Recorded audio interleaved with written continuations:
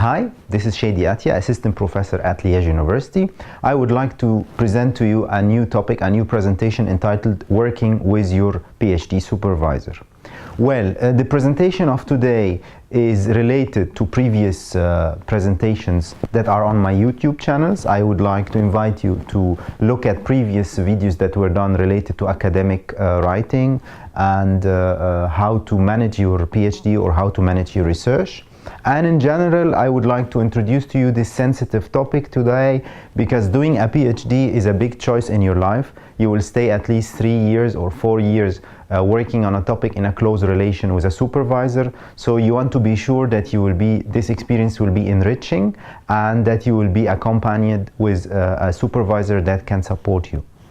In this sense, it's very important that you from the beginning, if possible, select your PhD supervisor. This is an important choice. And you should not forget that it's both a personal and a professional 4-year relationship. So you have also to invest in it from your side as the other side's investment from the supervisor side. So in this presentation, I will try to help you with some tips, give you some recommendations for how to handle this relation. And in the same time, I would like to say that there will be some generalization based on some personal experiences that I have. So don't take everything I'm saying here as a hard science. Sometimes there is nuances, there is differences between people. So therefore I would seek your openness to agree or disagree with some of my recommendations or advice. Well, the structure of the presentation of today is mainly why it's important to select your supervisor and why it's important to build up a relation with your supervisor, how to select the supervisor, what is the publication culture, what should we do. Many PhD students, they don't know what is this publication thing, should we publish, how it works, what can go wrong. In many situations things go wrong, so you need to be prepared. You have to be aware about what might go in the wrong direction so that you can avoid it in any future collaboration. You need also to be prepared. There is responsibilities on your side also as a PhD student. And finally, I will wrap up the presentation with some recommendations. Well, let's start with this first element of our presentation today. It is the title, why is this so important? Why should I select my PhD supervisor? Well, it's a 4-year project with a big impact on your future. Most probably you will be in an age where you are in a transition between having a fixed contract and a long-term career and between ending up your studies. So it's very important to manage this period and to get out of it stronger and with better qualifications and skills.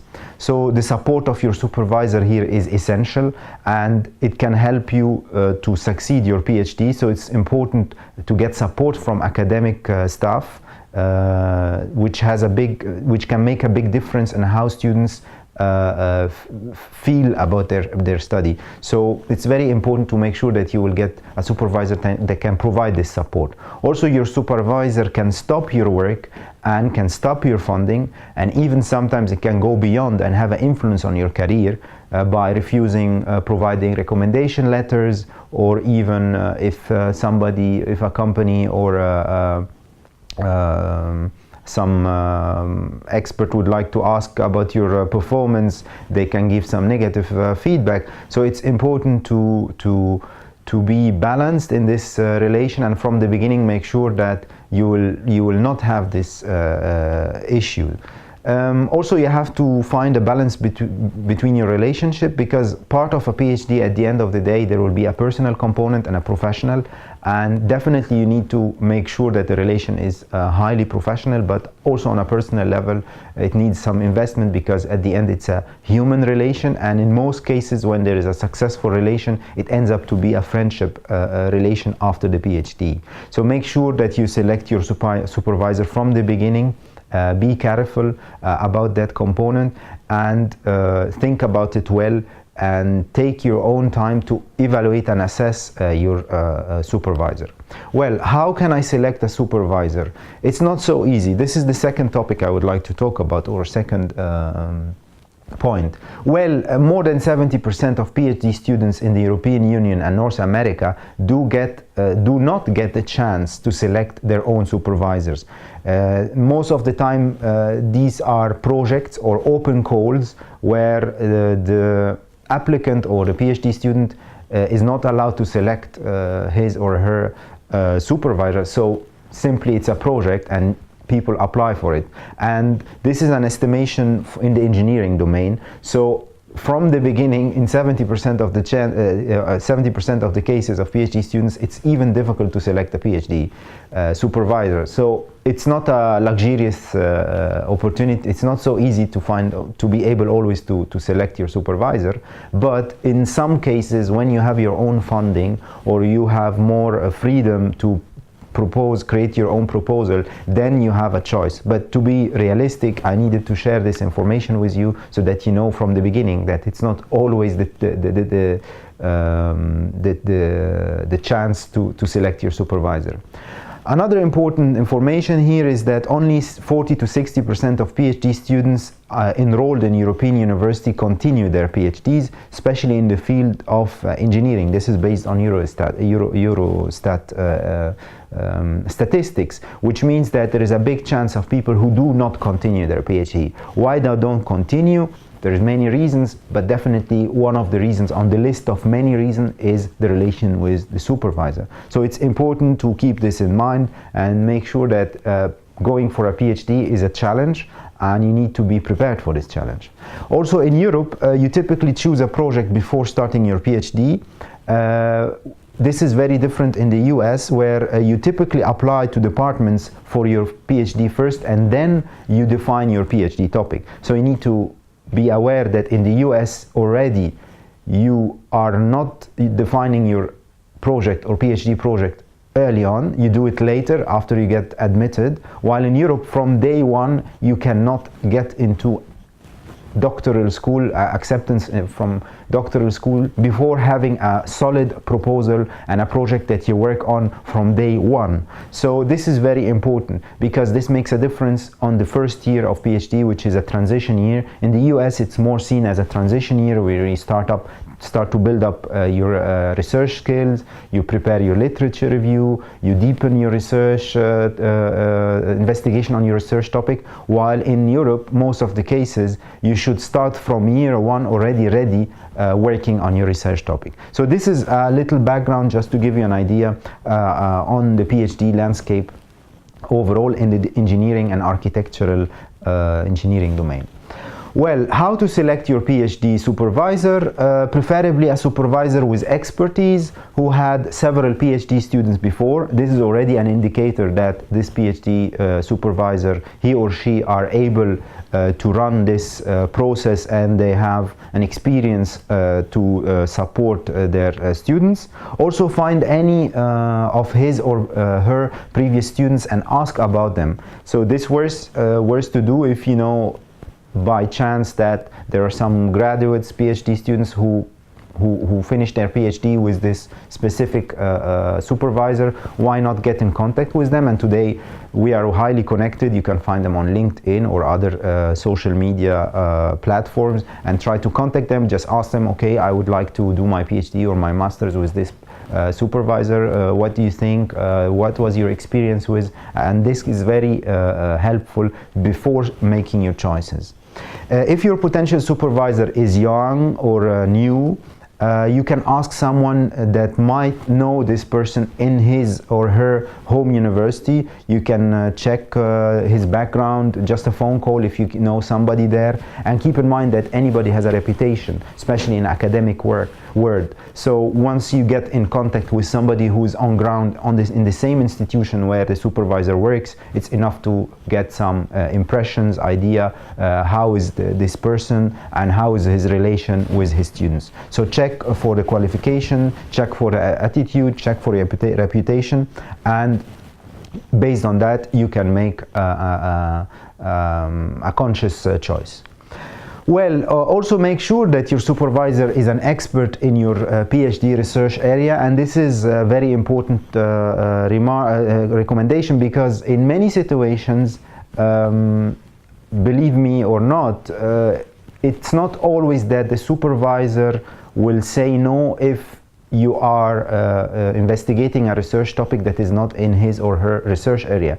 In many situations, there is many professors who are under pressure and they want to go for the tenure, so they accept whoever PhD candidates in whatever domain related or close to their field, while the topic is not in their core specialization. So you as a PhD student, if you have a scholarship or if you have a funding, you must make sure that the person that you will work with as a supervisor is an expert in the area of your research. And as I told you, it happens a lot that PhD supervisor accept students with proposals that are a little bit off their field of expertise, just to have this PhD as a kind of achievement for their own CV. So make sure that the specialization, it is one of the elemental criteria of choice. Make sure that your research topic matches the expertise and qualification and the research experience of the potential PhD supervisor. Another important topic here is make sure that your research methodology is close to the research methodology used by supervisor. So it's very important, if your supervisor is working on statistics and your thesis is on statistics, your methodology, then this is a good match. But it will be totally unacceptable that your supervisor is working a lot on statistical analysis and you are coming up with a quantitative research that is most probably experimental, or you are doing modeling work. So it's very important to make sure that if your supervisor works on qualitative techniques, then your thesis is also using qualitative techniques, because you are still young to master the research, and you need in this phase not to distinguish or differentiate yourself methodologically from the common methodological approaches used by your supervisor. On the opposite, you need to make sure that your supervisor is using methodologies that matches your interest and matches the methodology used by in your own research. And this is another crucial point that can distinguish or influence your decision making. Well, check the motivation of your supervisor. This is also important.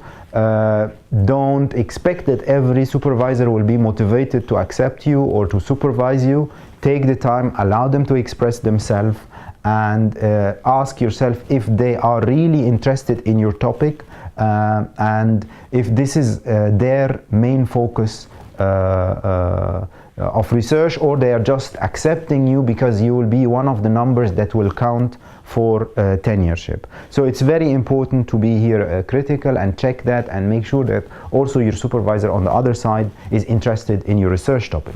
Okay, so also make sure that your supervisor belongs to the same research community that you belong to and that you wish to belong to. So imagine you don't have now a specific research community, you are still a young postgraduate, you finished your master's thesis and you are looking forward to do your PhD, and until this moment you don't know what is the research community you belong to. You never attended a conference, you are not aware about a journal community that you would like to publish your work with. So in this sense, you are still not having a specific community.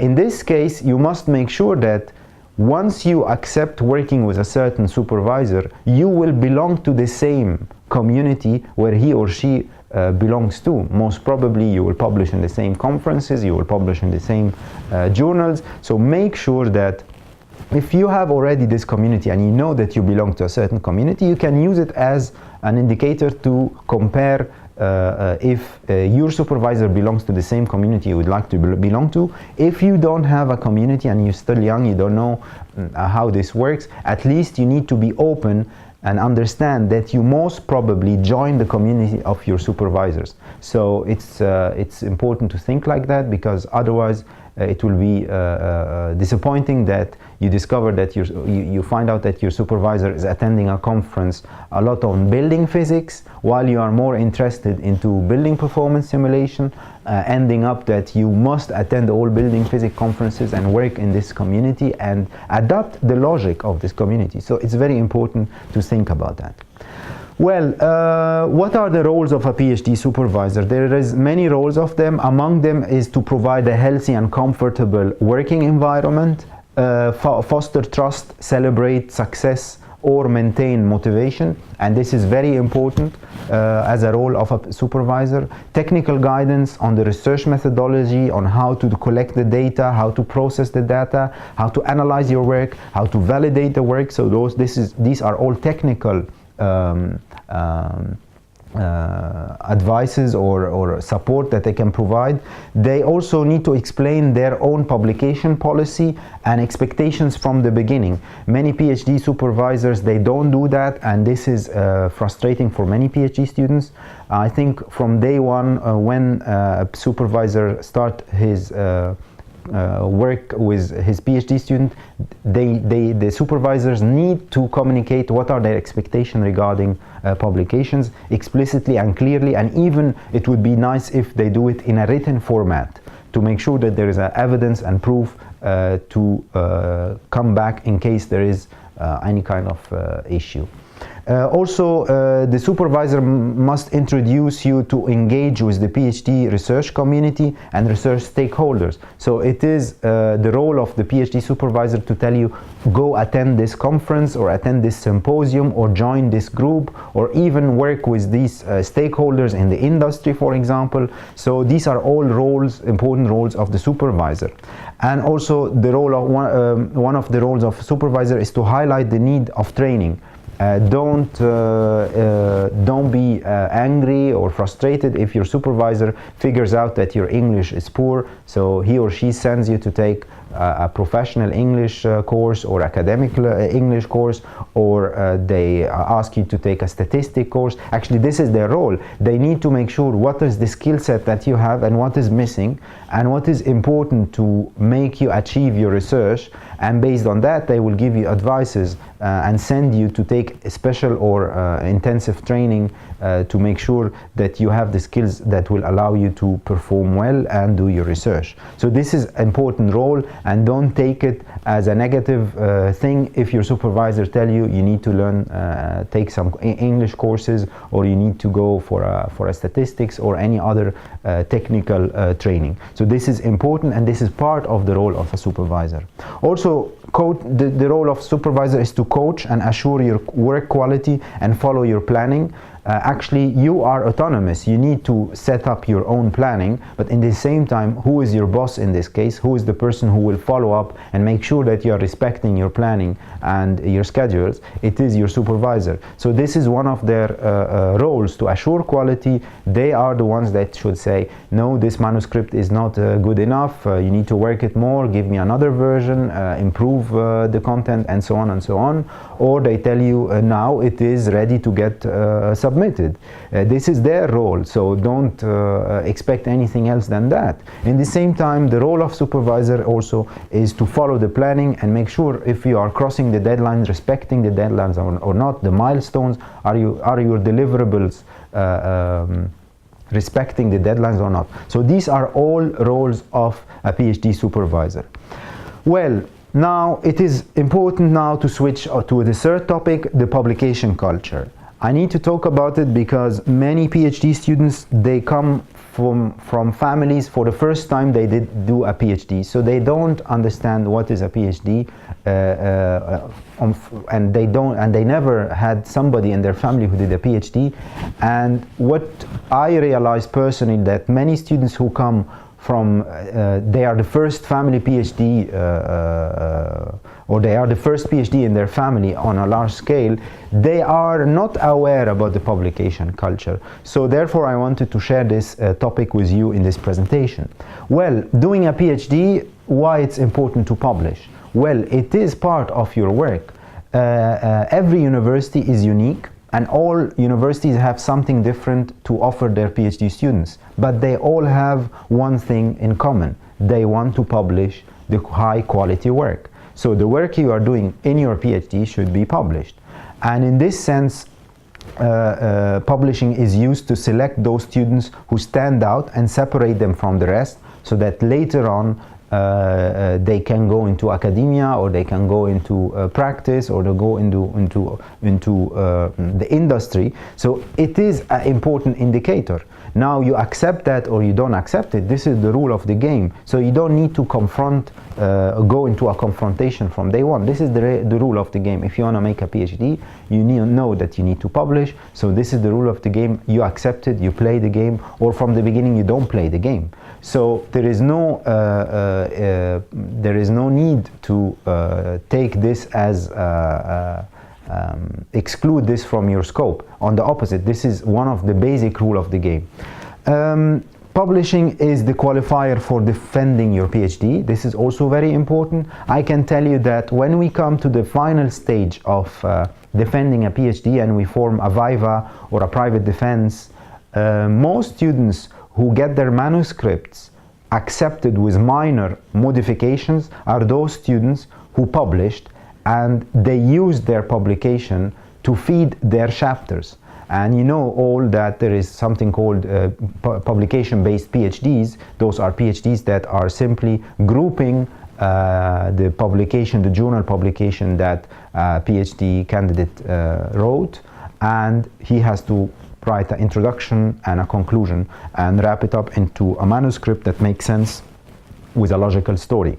Well, this is one of the options of PhD manuscripts, but the most common PhD manuscript is simply the chapters-based manuscript, where a PhD student will write chapters and create an extended manuscript. In this case, it's very important to take into account that if this manuscript is the first time that you write and you never published, and most of the content is new and it was not reviewed through a reviewing process, or it's not based on journal publications that are published before and reviewed before, most probably you will have a request of major modification of your committee. Therefore, it's very important to use the publication as a way to guarantee a smooth transition at the end when you reach the moment of requiring the approval for your manuscript. So this is a very important information I need to cross to make sure that we are having a common understanding, and any PhD supervisor will have this. Any university is expecting that from PhD students. Now, some best practices for publishing. What should we do? Make sure first that you are the first author. If the work is your own work and you are the leading researcher and you are the PhD students, by default you should be the main author. This is very important. Another important element is it's preferable that the first author is the corresponding author, so that in case in the future there is any communication or questions or requests from readers, then you will be the #1 person who will get in the front and start to communicate with the audience. So this is the second advice. Third advice is sometimes supervisor can use their students and take all the credit for publications and results. This is not acceptable. This should not be happening at any condition. Most of the time, when the major paper is written by the PhD student and the content is developed by the PhD student, the analysis, then the PhD student needs to be the first author, the corresponding author, and then the supervisor can join as a second, third, fourth, or even the last author if there is a chain of authorship. So this is very important. Another thing to mention here, it's very important that don't expect to publish a journal paper or a conference paper and you're a PhD student without your supervisor. Many young PhD students, they don't understand this relation. Actually, once you accept it to be supervised by your supervisor, it is logic that your supervisor become on your list of publication. Because he is hosting you in his lab or her lab, and he is providing you with feedback and support, and he is putting you on the track to belong to this research community and master the techniques and methods of this research community to create fruitful results. So in this sense, anything you publish during your PhD, definitely in coordination with your supervisor, should be in co-authorship with your supervisor. Now, you will be most probably the first author because it is your own work most of the time, 80%, 90%, 95%, and the supervisor, depending on the percentage of intervention, 5%, 10% or more, they will be following your name. So it's very important to keep this into account. And today most publications are done in teams. So it is not anymore like in the past that you find only one or two authors. Most good publications are a teamwork. So you find at least in a good publication at least 3 or 4 names. So it's very common to play a team, create a group and create team roles. And most probably if you are the main investigator, you will be leading, you will be the first author. So it's important to keep this into account. And as I said, I want to repeat, it's not acceptable that the supervisor take the credit for themselves and take the publication for themselves. You can talk to the director of research in your university or or a postgraduate about issues that might offer you structured ways forward to deal with problems. So once you have some problems, you feel something is not going okay, just start to talk with maybe a graduate, a postdoc, or talk with somebody from the administrative staff in your university, just to make sure if something is not going in the right direction. Well, another advice to say here when it comes to publication, be patient. Don't seek publishing from day one. Many young PhDs, they seek to publish from day one. And I experienced that personally. I had a PhD student, and from day one, it's not only that we discussed what will be the publication expectations and what I'm expecting from him to work on.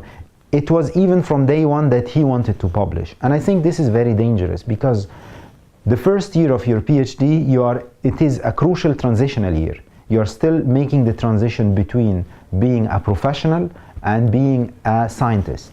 And this requires that you focus and understand the content of this preparation year one, and even year two you are starting to enter in your field of expertise. So my advice here is not to be, don't push for publishing early, don't waste your work, because early on if you want to publish, most probably you will publish with predatory publishers, no impact factor, no Scopus listing. Many situations we see that, or you will go to worthless conferences that are not reputable, that they are just commercial conferences, and then you will end up spilling your work and wasting it totally in this sense. So be patient, make sure that your dough is rising, your material is rising, you have more understanding of the literature review, you are mastering your methodology, you have more refined results, more accurate results, your message that you will cross is much solid, and when you find that your work is mature enough, this is most probably end of year 2 or beginning of year 3, then you should publish. In any case, I advise you always to communicate with your supervisor, but this was a remark to say because many young PhD students, they are always eager to start early with publication while they still did not produce significant results. So just take your time and don't hurry with publication. Well, now moving to another topic after talking about the publication culture, another topic here is what can go wrong in my relation with my supervisor. Definitely it can go on the side of the supervisor sometimes, it can be going also on the students sometimes, but these are some examples from my own experience I would like to share with you.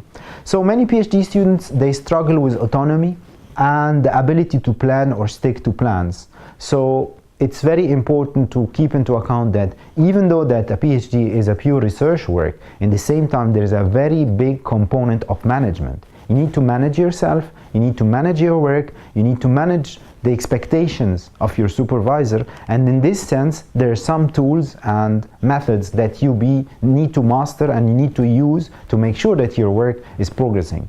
I had previous presentations on how to write a research proposal. Your research proposal is very important because in this sense you will know what is a Gantt chart and you will base your time schedules based on that. You need to check the presentation on research assessment and how to do a quad chart, for example, how to do also the organizational chart. I'm talking about quarterly action plans, and this is an example for a quarterly action plans. This is a plan that you should present every 3 months to follow with your supervisor regarding the progress of your work. You should show up what are the months on the left side, what are the objectives for every month. You can divide them administrative objectives, publication objectives, and research activities, and then you break down these activities and you start to translate your objectives and activities into deliverables, and these deliverables can be in the form of reports, data sets,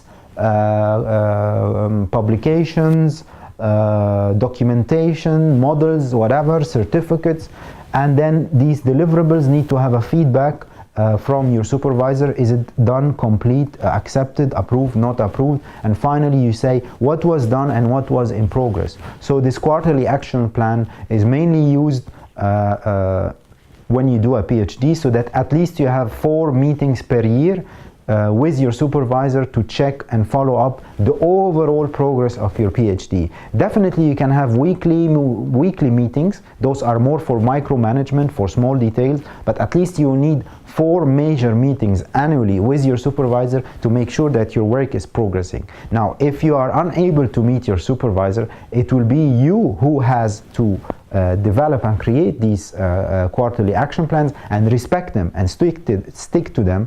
And one of the best learning experiences from using quarterly action plans, that they make you more realistic and more pragmatic in setting goals.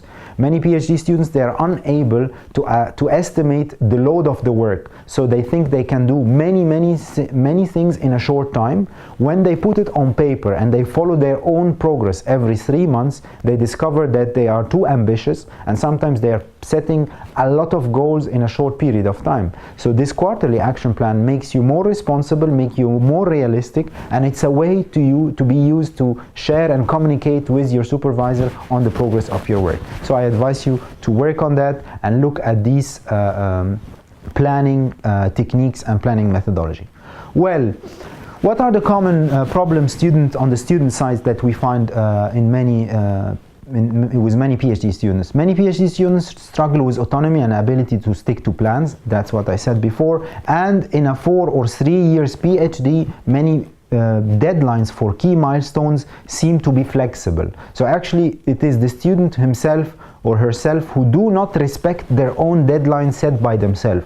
And because the PhD is flexible, you have 4 years, there is no intermediate harsh deadlines between a year to another.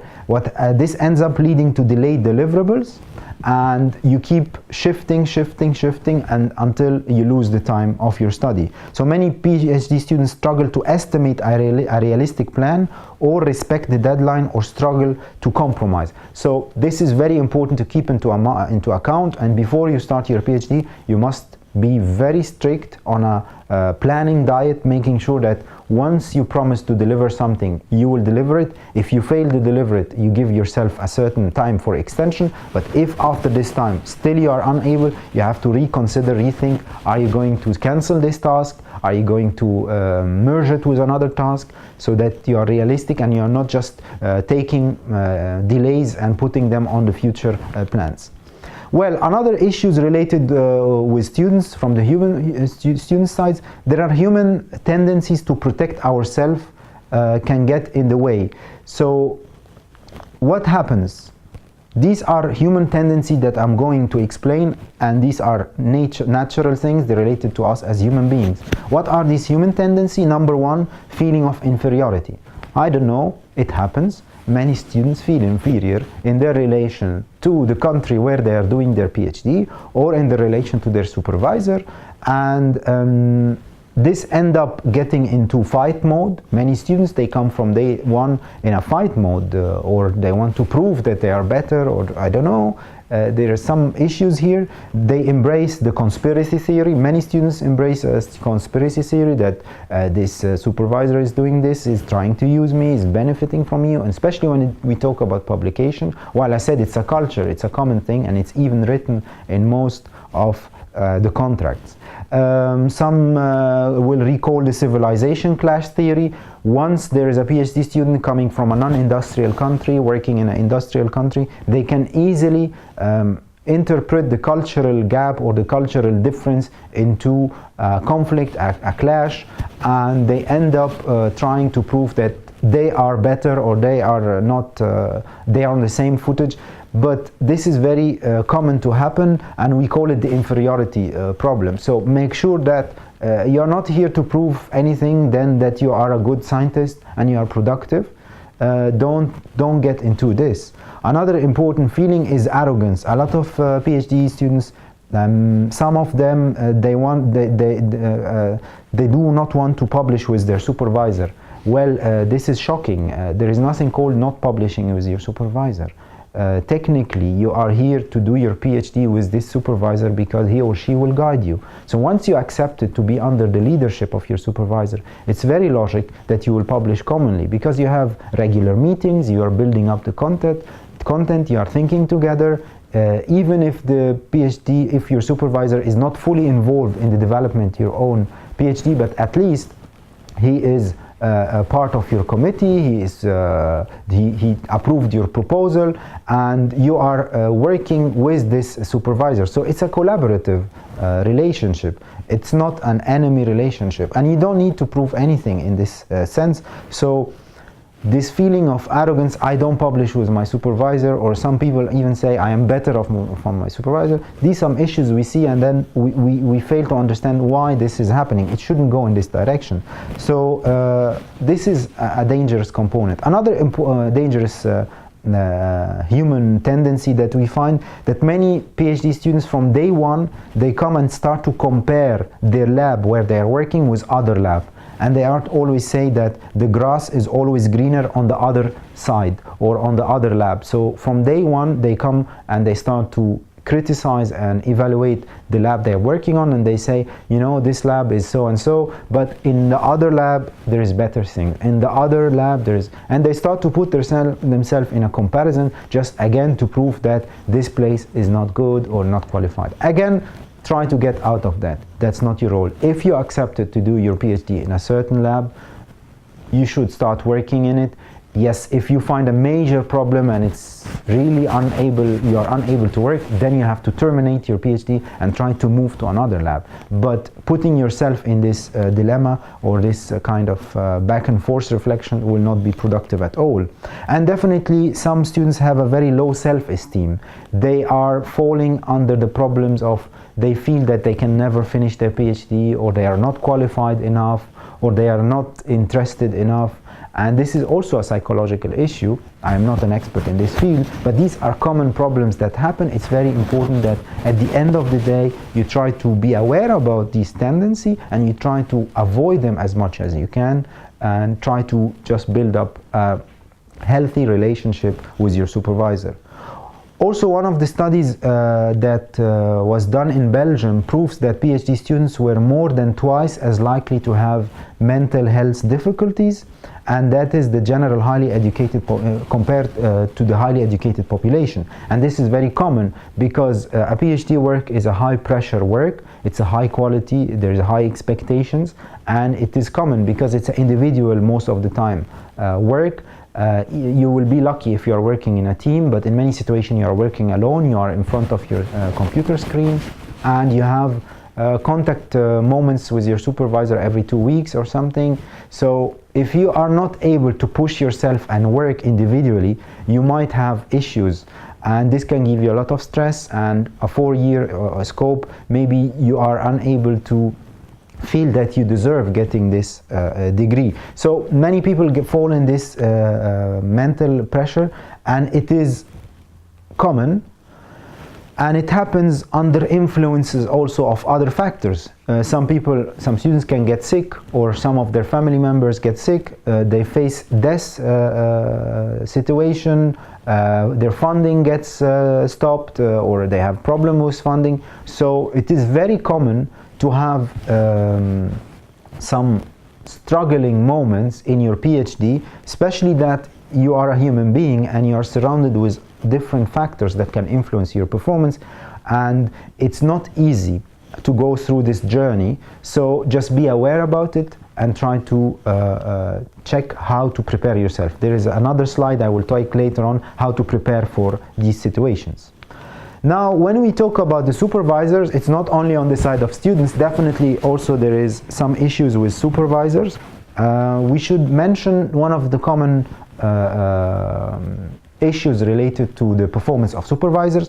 Some supervisors want you to work under their full control, so they find it difficult to trust or let go of control, and they are very perfectionist, and this is sometimes annoying and counterproductive, because when they are very strongly controlling the process, they do not allow their PhD students to grow and take their responsibility and make their own choices, and this is very dangerous. And it happens a lot, and this can be a reason for conflicting working styles or micromanagement, and the result of that, lack of flexibility and the lack of ability of compromise. So many supervisors are having this problem or this issue, and it does not mean that you avoid them, but it does mean that if you are aware about that, you can maybe find a better way of communication and handling that. Another type of supervisor, or common human tendency with supervisors, is that they abuse the relationship. So they do not respect the work-life balance of the PhD student, and many researchers struggle to find this research balance, so they end up receiving emails to do activities after work or to do activities during the weekend, and this is not acceptable, and the PhD student should make sure that this will not happen, and therefore a professional and formal relationship will make sure that this is not happening. Also, there is some behaviors related to racism, sexism, or bullying, and this shows up.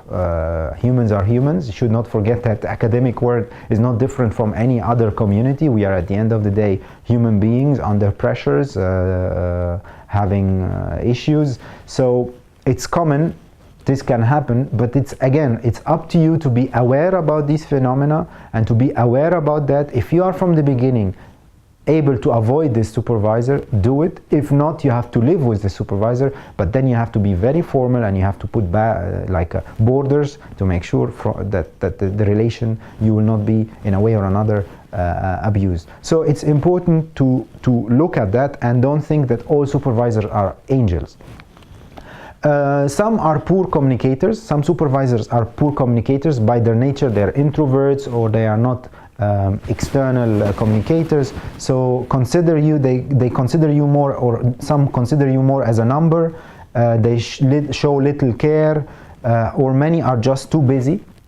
It depends on the phase. Every supervisor has a phase in his life. Maybe you are coming in their 10-year phase, or you are coming in their big project phase, and then you end up not being on the list for coaching or for follow-up. So if your supervisor has more than 3 PhD students, you should worry, and this can be also an indicator that most probably you will not receive enough time.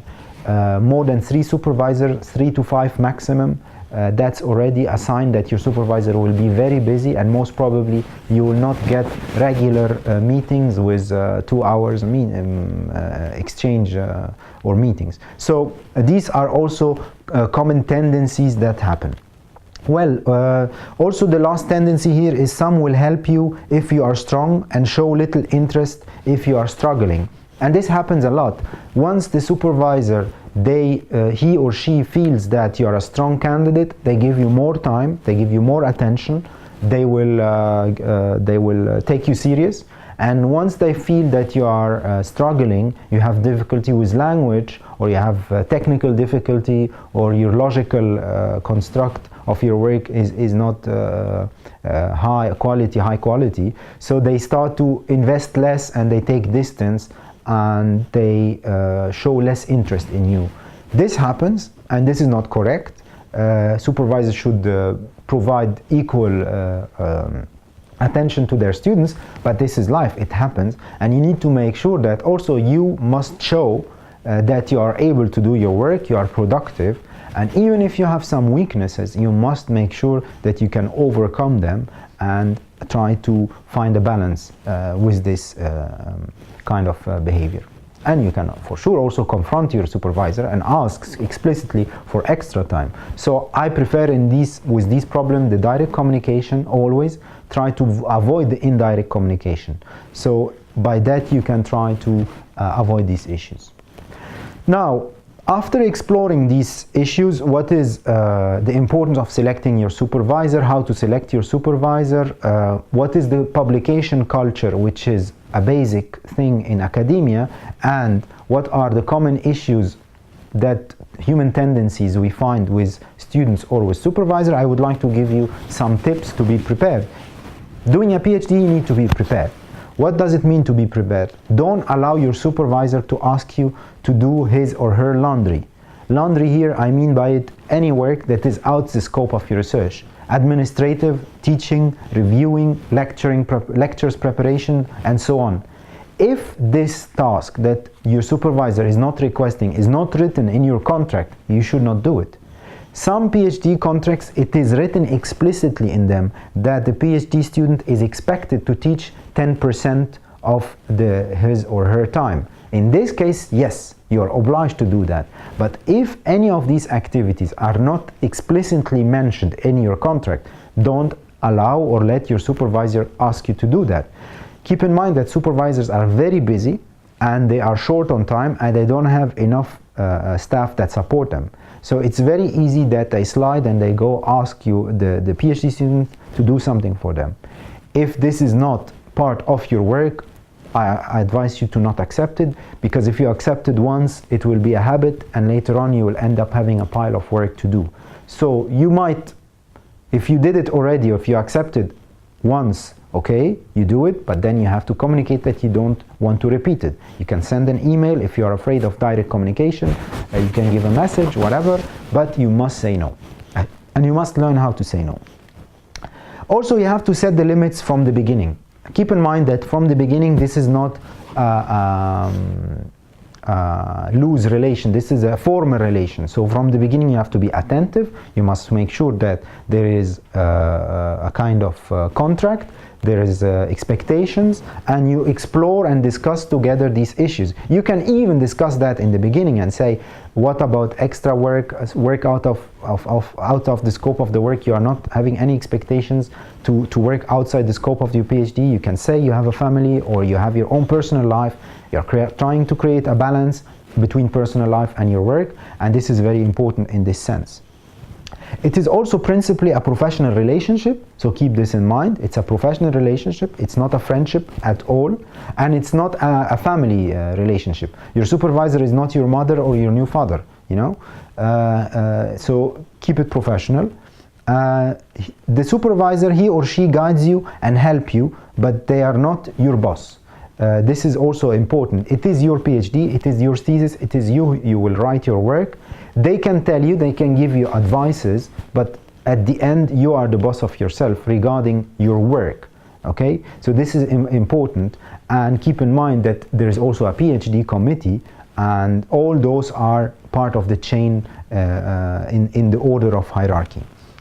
Well, manage the expectation, discuss expectations with your supervisor. Very important to discuss early on the expectation. What is his expectation or her expectation? What do you think about publication? How many publications should I do? How many journal publications? How many conferences? Do you want me to attend conferences or not? Do you want me to attend conferences early on in my PhD or at the end? Do you believe in that or not? And so on. So you discuss the publications, you discuss extra time work, you discuss attitudes, you discuss coming to the office, and so on and so on. It's very important. Everyone works differently. So make sure that you know your needs and communicate your needs. You know, it's important to say that to your supervisor. If you have children, if you have family, it's important to communicate that. Communicate your needs to your supervisor early on so that you can work productively together. It's a relationship. And keep in mind, believe me, if you are transparent from the beginning, your supervisor will be flexible and you with him or her will find a compromise. The idea here is to find a compromise. Create a mutual agreement on how to collaborate. How should I communicate with you? Do you like me to send you emails? Do you like me to knock your office door?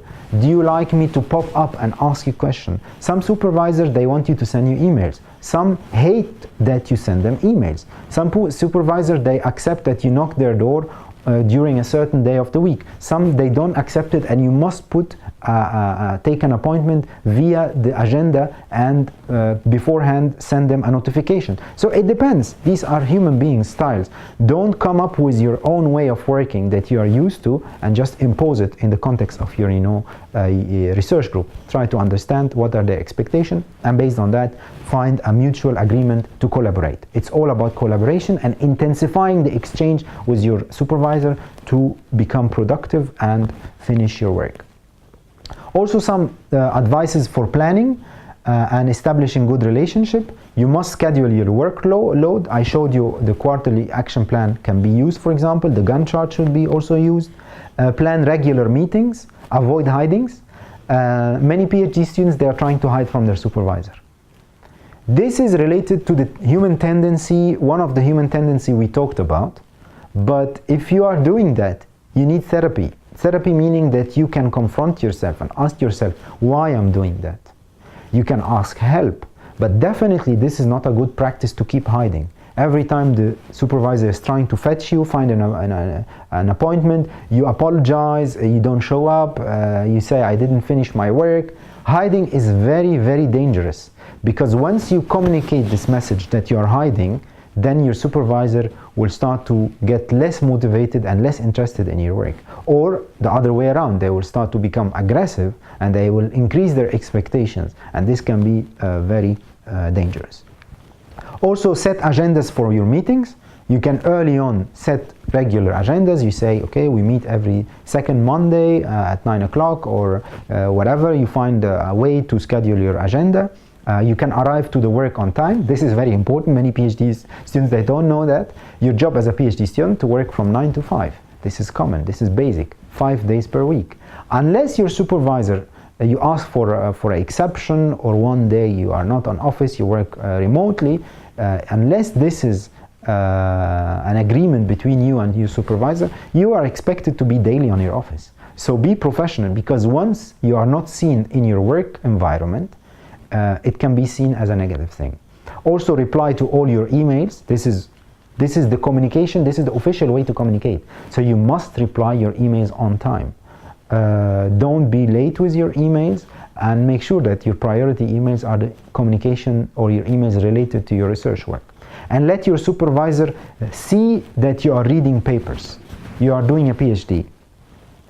Whatever the progress of your research and your experiments is going, on parallel you must read journal papers. So show that to your supervisor to make sure that you are learning, you are benefiting from your PhD time, and that you a certain time will use this information to enrich your work.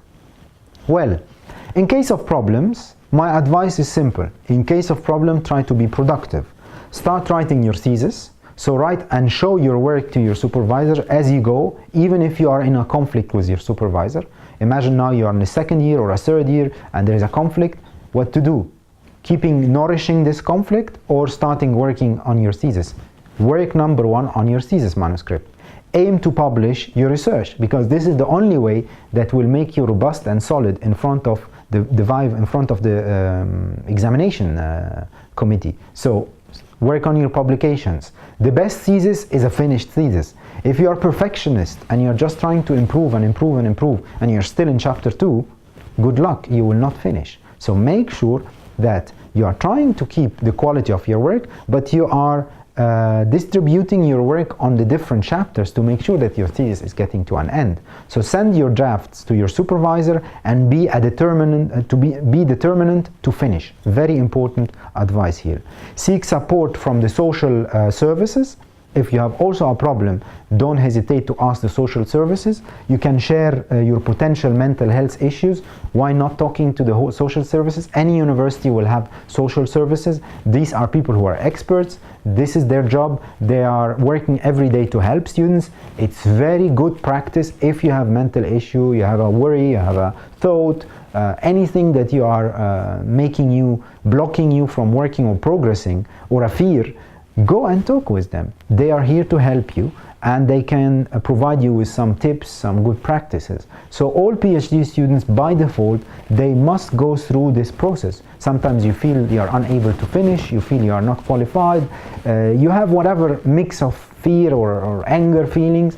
Those can be shared with others who are specialized, and from there you try to turn and change your mood and start to improve, to go back and work on your work. So unfortunately, in many countries it is shameful to go visit the social services, but since you are an educated person and you are working individually and autonomously on your research, you should be pragmatic. If you are feeling any issue, the social services are there.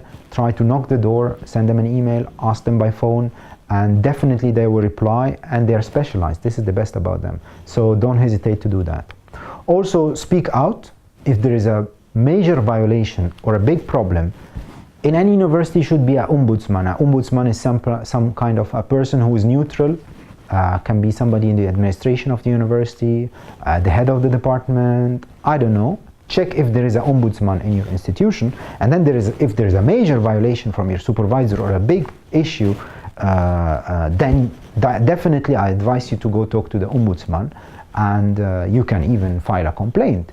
But just you have to base it on substantial and factual things. You must make sure that this and this happened and it's factual, it's evidence, you have real evidence against anything that went wrong, and then you can make a complaint against your supervisor if this is needed. Also, get out from your comfort zone. Many PhD students, they stay in their comfort zone and they don't want to explore things because they're just afraid, they are unaware, they are afraid that they fail. This is common. Try to get out of your comfort zone, because this is still a safe environment. You don't know how it's harsh in the real work industrial domain. Mistakes there cost much more. In the academia still mistakes can be mitigated in a way or another. So also you are here to learn, you are here to explore. Try to get out of the comfort zone, try something new, test something new, and in coordination with your supervisor you can take some risk and go explore. Also, you must find a solution and find your way at the end. Whatever conflict you are, whatever kind of problem you are in with your supervisor, the idea here is not to continue feeding the conflict. The idea is to end and terminate this conflict, get out of it, finish your thesis, publish, and leave the institution or go for your next career step. So it's important to think like that. Many PhD students, when they get in the conflict, they keep trapped and they keep digging deeper and deeper in the conflict, ending up that they never come out of it. Whatever happened, whatever conflict happened, at the end, the aim here is to get out of it. So make sure that you are on a good steps and paths to get out of it. If you are unable to manage the situation, ask a friend, ask a colleague, try to get support from the social services, involve others to make sure that you can have a smooth transition, and then you go to the following stage. Now, coming to the final recommendations for my presentation, to wrap up, I would like to advise you, number one, accept the advice of your supervisor. 90% of PhD students who succeeded their PhD, the number one topic they mentioned and cited that helped them to have a nice PhD relationship with their supervisor was that they were accepting advice. Don't underestimate your supervisor. His name or her name is supervisor. This is somebody who has a wide vision and has a deep understanding in the field of knowledge where you are working, and don't underestimate this person. When they give you advice, especially early on in the beginning, Don't deny them, just accept them. Go with these advices even if you don't like them. Later on, when you go to year 2 and 3, you will figure out that these advices were helpful. So if you are unable to take advice, then this is a very dangerous sign, and most probably this relation will not work. Because accept the advice, try to work on it. If you have a counter advice or a counter approach, you think your approach is different, try to prove that your approach is different. You can disagree, you can totally disagree, but at least in the beginning, try to understand what is the supervisor asking from you, try to do what they're asking from you, do it, and then if you don't believe in it still, try your own way and prove that your own way can be more fruitful, can produce better results. So there is a chance of disagreement, but just in the beginning, especially the first year, listen to your supervisor and accept their advice. Another recommendation is the ping-pong relationship. Your supervisor is very busy. My advice is here simple. If you show them a progress, they will reply to it. The ping-pong relationship is a very common relationship in developing any PhD. By ping-pong, I mean what? You write a draft, you send it to your supervisor. He sends you a modified draft. You improve it, you send it back. He gives modification, send it back. Ping pong. This ping pong relation is the only way to improve any work. And the ping pong relation is mainly used to develop the thesis manuscript and to develop your publication manuscripts. So many PhD students, they are not aware about it. What is the ping-pong relation? We want to write now a paper. You came up with the first draft. Send the draft to your supervisor. He will give him time, 1 week, 2 weeks, send you back. He or she will send you back the comments. Work on the comments. Integrate all these in the new text. Send draft 2. The supervisor will send it back. And you might end up in this ping-pong relationship up to 20 back and forth communication. I remember my first PhD, my first publication I had with my PhD supervisor. I had to write the draft, I had 22, the draft number 22. So we had 22 communication back and forth until my supervisor approved it and told me it's ready now for publication. And with my own PhD students, in average, I never found any student who publish a journal publication before having at least 15 to 20 back and forth communications. So if you are on top of game and you are a good ping pong player in the research field, this means that you are always on top of your work. You send your drafts, you improve them, you take the feedback, and this cycle, don't let it break. If it breaks, the confidence will get down, the motivation will go down, and most probably you'll be unable to publish and proceed. So this is a very important advice. We figure out that those who play ping pong with their supervisors when it comes to developing their manuscripts for a publication or for a chapter in their thesis, they are building up a relation with their supervisors, and they are building up a relationship to improve the content. Without this ping pong and back and forth, your performance will be low and you will be unable to get the best of your supervisor and embed it in your manuscript and learn from it to be able later on to be independent in your research. So I advise you to play this ping pong game and don't give up, don't stop it. It's part of the game. Some general remarks: try to be selective from the beginning. If you have a choice to select your supervisor, trust your supervisor from the beginning, give them a chance. In most of cases, supervisors, they will become lifelong friends. Even though I mentioned a lot of issues here, 80% of cases supervisors become lifelong friends and the relation is constructive. Be honest with your supervisor from the beginning, share everything, communicate well. The more honest you are, the better your relation will be. Say everything you have. If you have issues, family relation that impedes you from working, you must communicate. If you need to travel, if your family has issues, you must communicate with your supervisor all these issues. Discuss the terms and manage expectations. It will be very frustrating that your supervisor is expecting from you to publish in a highly cited journal and you are expecting not to publish at all. It doesn't work. So manage these expectations. If stuck, speak out. You must speak out with your supervisor first. If you cannot find a hearing, a good ear, if your supervisor is not hearing you good, then you need to go to the next step. If there is an abuse, you speak out. I told you, ombudsman, department head, or whatever, even faculty, dean, you can ask the social services. So it is your role to also speak out and also plan. Planning in a PhD is crucial. Milestones, deliverables, execute what you plan, be persistent. Persistence is crucial. Just continue, believe in yourself, you will make it. If there is a problem, take a break. Whatever happened, wrap up, recollect yourself and build on your work. Be flexible and be productive. In any case, you must be productive to make sure that you will finish your work and you will have minor modification requests at the end when you go through the examination process. Well, by that, I would like to thank you for your attention. If you are interested, you can subscribe to my channel, and I would like to thank you for listening to this presentation on working with your PhD supervisor. Thank you very much.